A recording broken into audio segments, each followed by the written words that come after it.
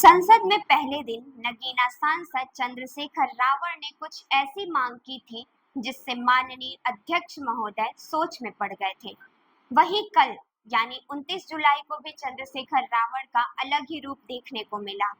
इसी के साथ आप सबका स्वागत है जनदर्पण न्यूज में। मैं हूं कंचन। जैसा कि हम सब जानते हैं, नगीना सांसद को दलितों का मसीहा कहा जाता है। संसद सत्र की बैठक में जमकर दहाड़े, जिसकी वजह से लगातार सुर्खियों में बने हैं।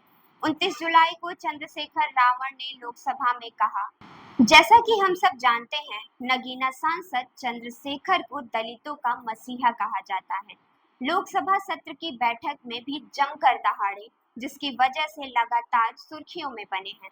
29 जुलाई को चंद्रशेखर रावण ने लोकसभा में कहा, पिछले 10 सालों में सरकार की नीतियों के कारण गरीब हुआ और अमीर हुआ, यानी गरीबों और अमीरों के बीच का फासला बढ़ गया है। सारे देश की संपत्ति को चंद अमीरों के हाथ में दे दिया गया है। ये हमारे संविधान की मंशा और समतावादी लक्ष्य के खिलाफ है। अतः हमारी नीतियां गरीबों के पक्ष में भी होनी चाहिए। जाति जनगणना जो SC ST OBC के जीवन मरण की बात है, इसकी बात बजट में भी कहीं नहीं की गई। इसके बाद जनसंख्या के अनुपात में बहुजन समाज को सभी क्षेत्र में हिस्सेदारी मिलनी चाहिए। तभी बाबा साहब अम्बेडकर का जो सपना था समतामूलक समाज का, वो पूरा होगा। आगे उन्होंने कहा, महोदय, ये कैसा विकसित भारत है जिसमें आज भी सफाई कर्मचारी को पक्की नौकरी नहीं मिल रही और उसको गटर में उतरने के लिए मजबूर किया जा रहा है। उनके लिए कोई अलग से बजट नहीं है। बजट बन सकता है अगर सरकार चाहे।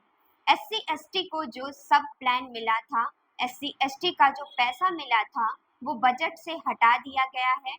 ये कैसी पांचवी अर्थव्यवस्था है जिसमें SC ST पर अत्याचार हो रहा है, महिलाओं की हत्या हो रही है। NCRP का डाटा पढ़ेंगे तो खून के आंसू रो पड़ेंगे। युवा बेरोजगार है। सड़कों पर 80 करोड़ लोगों को 5 किलो राशन में जीवन यापन करना पड़ रहा है।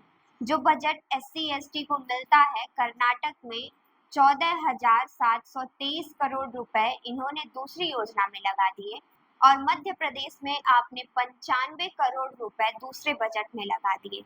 MSP की लीगल गारंटी की कोई बात नहीं हुई। किसानों को जो 6,000 मिलते हैं उसको बढ़ाकर 12,000 करना चाहिए और फसल बीमा सरकार भरे, किसानों पर बोझ ना डाले।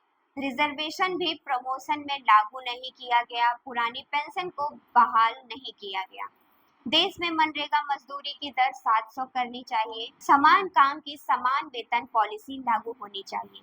बेरोजगार युवाओं को 5,000 भत्ता मिलना चाहिए ताकि वो अपने पढ़ाई का खर्चा उठा सके। साथ ही उन्होंने अपने क्षेत्र के विषय में चिंता जताते हुए कहा, मैं अपने क्षेत्र के विषय में आपसे कहना चाहता हूँ कि पश्चिम यूपी में नगीना में एक एम्स बनना चाहिए, एक IIT बननी चाहिए, एक IIM बनना चाहिए। नगीना लोकसभा में उद्योग धंधे लगाने चाहिए। नगीना की कटाई मिल को पुनः शुरू करना चाहिए, जो RRTC की योजना है।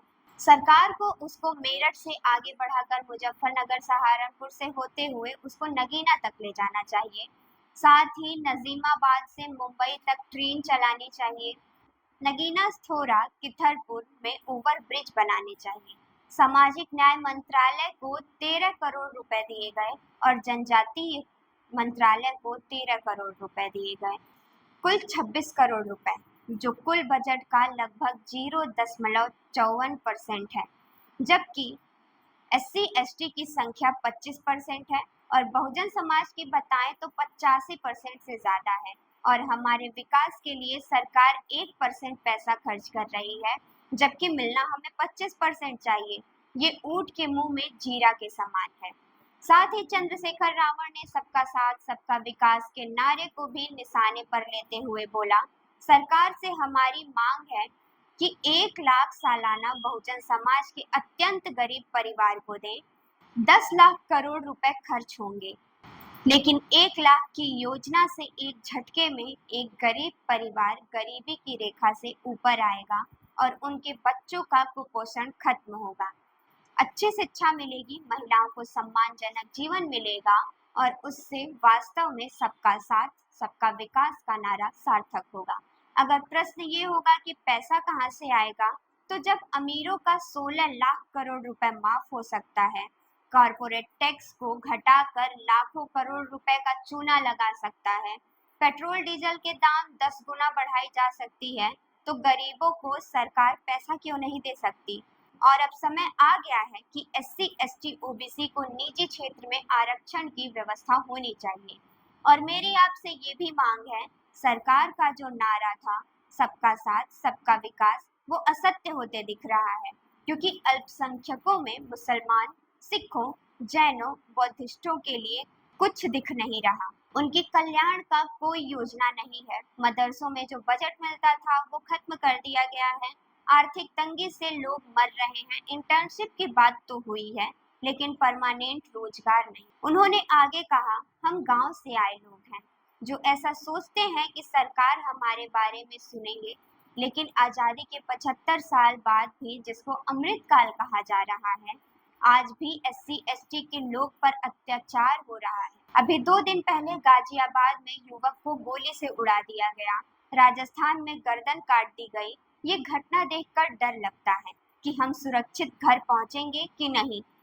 तो हमारी सरकार से सवाल है कि अगर आजादी के 75 साल बाद भी हमारी हत्या हो रही है, तो हमारी माँ को भी दर्द हुआ होगा जब हमें पैदा किया होगा।